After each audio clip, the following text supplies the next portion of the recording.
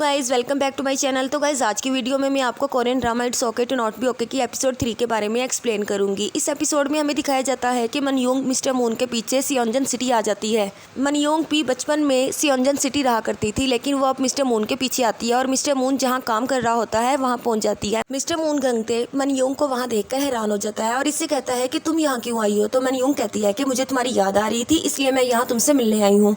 इस दौरान नामजूरी भी उन्हें देख लेती है। मिस्टर मून गंगते मनयोंग को हॉस्पिटल से बाहर लेकर आता है और इससे कहता है कि मैंने तुमसे कहा था कि मैं तुमसे दोबारा मिलना नहीं चाहता, फिर तुम यहाँ क्यों आई हो।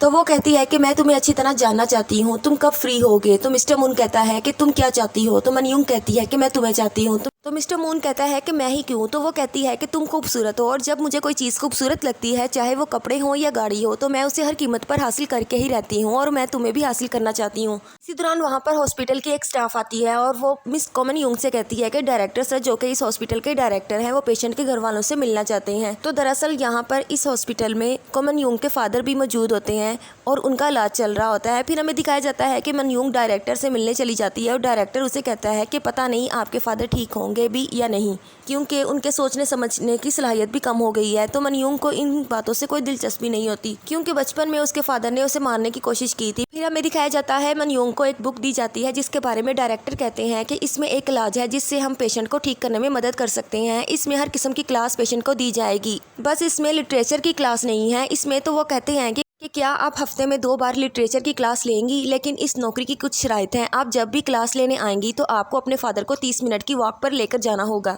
ये सुनकर मनयोंग को गुस्सा आ जाता है और वो वहाँ से चली जाती है। हमें दिखाया जाता है कि मिस्टर मून अपने कपड़े तब्दील कर रहा होता है कि वहाँ पर मनयोंग आ जाती है। मनयोंग को वहाँ देखकर मिस्टर मून काफ़ी हैरान होता है और वो मनयोंग को खींचकर कमरे से बाहर निकाल ही रहा होता है कि वहाँ नामजूरी आ जाती है और वो इन दोनों को देखकर हैरान हो जाती है। मिस्टर मून मनयोंग को बाहर निकाल देता है और दरवाज़ा बंद कर देता है। इसके बाद हमें दिखाया जाता है कि नामजूरी हॉस्पिटल के बाहर मनयोंग से पूछती है कि मिस्टर मून गंगते से तुम्हारा क्या रिश्ता है। तो मनयोंग कहती है कि हम जब भी मिले हैं हमने मौत को करीब से देखा है और हम बहुत सारे इत्तेफाक की वजह से यहाँ पहुँचे हैं। तुम ही बता दो कि इस रिश्ते को क्या नाम देना चाहिए। ये सुनकर नामजूरी चुप हो जाती है। फिर हम देखते हैं मनयोंग को वो अपने पुराने घर में, जो एक महल की तरह एक घने जंगल में बना हुआ था, वहाँ पर रहने आ जाती है, जहाँ पर वो बचपन में रहा करती थी। लोगों का कहना है कि ये महल पुरस्रार है। इस महल में मनयोंग की माँ का कत्ल हुआ था और इसके फादर भी इस महल में पागल हुए थे।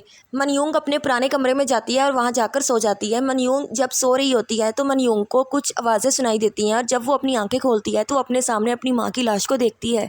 उन्हें देखकर मनयोंग काफ़ी डर जाती है, क्योंकि वो इसके पास आकर बातें करने लगती है। तो मनयोंग की आँख खुल जाती है और उसे पता चलता है कि ये एक डरावना ख्वाब था, जिसे देखकर वो काफ़ी डर जाती है। इसके बाद हमें दिखाया जाता है मिस्टर मून गंगते अपने भाई को हॉस्पिटल के डायरेक्टर के पास लेकर आता है ताकि इसके भाई का पता चल सके कि वो ठीक हो सकता है कि नहीं। जब वो अपने भाई को डायरेक्टर से मिलवाता है तो वो देखता है कि उसका भाई और डायरेक्टर खुलकर बातें कर रहे हैं और अपनी ड्राइंग के बारे में उसका भाई डायरेक्टर को बताता है। तो डायरेक्टर कहता है कि तुम मेरे लिए एक ड्राइंग बनाओगे। तो संगते कहता है कि मुझे कितने पैसे मिलेंगे। तो डायरेक्टर कहता है कि जितनी अच्छी ड्राइंग होगी इतने ही अच्छे पैसे तुम्हें मिलेंगे। ये सुनकर संगते बहुत खुश हो जाता है और वहाँ से चला जाता है।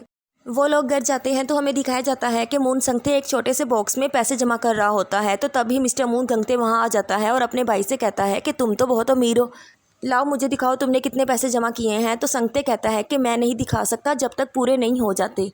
तो मिस्टर मून गंगते कहता है कि तुम कितना जमा करना चाहते हो। तो वो कहता है 3,28,90,000 वन चाहिए। तो मून गंगते पूछता है कि तुम इतने पैसों का क्या करोगे। तो वो कहता है कि मैं एक गाड़ी खरीदूंगा। फिर वो इसे गाड़ी दिखाता है और कहता है कि जब हम गाड़ी खरीद लेंगे तो हमें हर साल घर नहीं बदलना पड़ेगा और जब तितलियां हमारे पीछे आएंगी तो हम इसमें बैठकर भाग जाएंगे, इसीलिए मुझे ये घर वाली गाड़ी चाहिए। ये सारी बातें सुनकर मून गंगते अपने भाई को गले लगा लेता है कि मुझे ये घर गाड़ी कुछ नहीं चाहिए, मुझे सिर्फ अपना भाई चाहिए। फिर अगले दिन हमें दिखाया जाता है कि हॉस्पिटल में एक बड़े आदमी का बेटा भी एडमिट है जो कि पागल है और वो हॉस्पिटल से भाग जाता है और मनयोंग उस पागल को भगाने में पूरी मदद करती है। मनयोंग उस पागल को वहाँ लेकर जाती है जहाँ उस पागल का बाप होता है। वो पागल अपने बाप की काफ़ी बेइज्जती करता है। ये सुनकर उसके बाप की तबीयत ख़राब हो जाती है। तब भी वहाँ पर मिस्टर मून आ जाता है और वो उसको पकड़ने नहीं जाता बल्कि उसकी बातें सुनने लगता है। वो पागल बताता है कि मैं पैदाइशी पागल हूँ और कम अकल हूँ, लेकिन मेरा बाप अच्छे नंबर ना लेकर आने पर मुझे मारता था और शरारत करने पर मुझे कमरे में बंद कर देता था। मैं भी इनका ही बेटा था, लेकिन ये ऐसा दिखाते थे कि मैं इनके सामने कुछ भी नहीं हूँ। मैं बस चाहता था कि वो मुझ पर ध्यान दें, इसलिए मैंने पागलों जैसी हरकतें करनी शुरू कर दी ये सारी चीज़ें मून गंगते देख रहा होता है और वो खुश होता है। तभी मनयूंग उसके पास आती है और कहती है कि इसे कहते हैं एंजॉय करना। तो मिस्टर मून कहता है कि क्या मैं भी तुम्हारे साथ एंजॉय कर सकता हूँ। ये सुनकर मनयूंग हैरान हो जाती है और इसके साथ ही हम एपिसोड 3 को ख़त्म करते हैं। तो गाइज़, अगर आपको मेरी वीडियो अच्छी लगी तो इसे लाइक करें, शेयर करें और अगर आप चाहते हैं कि इस ड्रामे की तमाम एपिसोड आप तक पहुँचती रहें तो आप मेरे चैनल को सब्सक्राइब करें।